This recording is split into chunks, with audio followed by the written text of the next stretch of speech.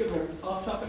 Sure. Quick. On the National Grid work moratorium, the locked out gas workers said today that you've sort of gone back on your word by lifting the moratorium before the lockout ended. Why did you decide to lift it before the end of the lockout? Well, the DPU has been engaged in a pretty serious back and forth with National Grid for a long time, and we want the lockout to end. We've made that clear to everybody. We've facilitated meetings and engaged in discussions with both sides. We brought them together, and I really do hope both sides live up to their commitment to get this thing done by the end of this year, which is what they've been saying for a while they were going to do.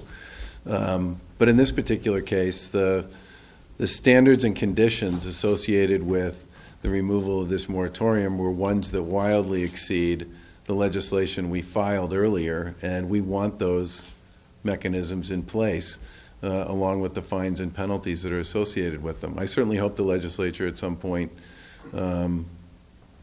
many leaders on both sides, both branches, have said that they would like to move that legislation. I would like to see that legislation become law so it applies to everybody.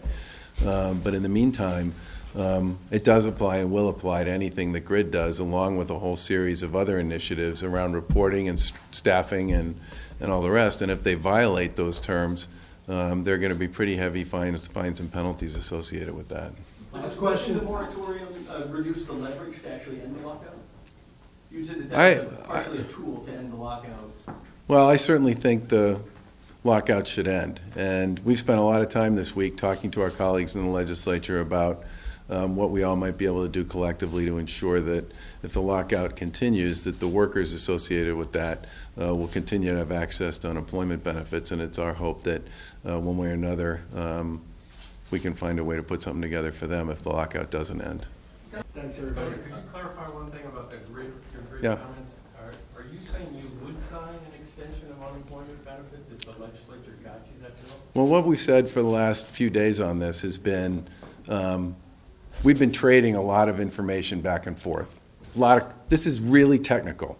There are issues associated with federal law. There are issues associated with state law. There are issues associated with administrative policies and procedures at the state and federal level that are all very complicated in terms of trying to do something that's kind of outside the bounds of what the traditional system is set up to do.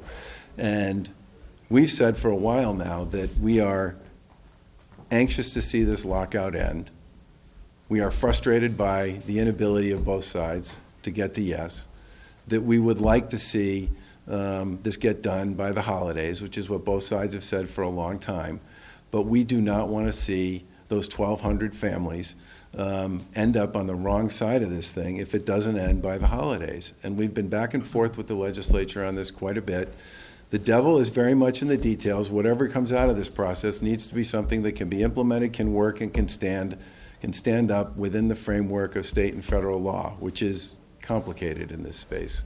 You can't target one specific company, I would assume, in legislation, right? Well, one bill does, one doesn't. And I think the big challenge here for everybody is what can be done here and how can it be done in a way, if the lockout doesn't end, that those 1,200 people and their families don't end up on the wrong end of this. And we've been very aggressive and engaged with both branches to try to make sure all the questions that they have get answered, because this is an important issue.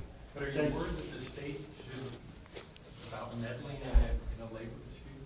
Are you worried about that at all? It would be an unusual precedent, but, you know, truth be told,